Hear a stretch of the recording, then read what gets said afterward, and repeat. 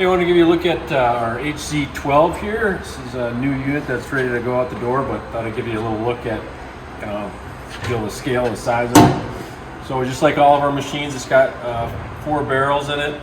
It's got your standard jog, so you can jog between the barrels. You can take a look inside here. Use this little drill just to make it quick. Pop the barrel out of here.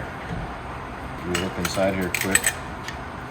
So this is a removable liner. This barrel here is about roughly 5.5 inches in diameter, and then 8 and about a little over 8 inches deep. We find these a lot in like dental labs, a lot of jewelers like this size machine. Little small precision components.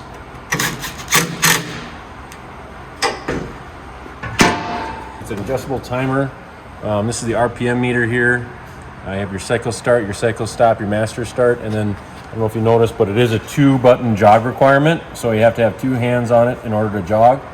So we'll start the cycle up here.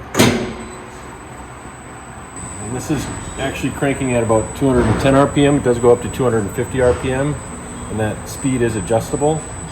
You can see it's running right now, and obviously it's really quiet. There's no media in here, so it'd be a little louder if there was media, but obviously runs really quiet.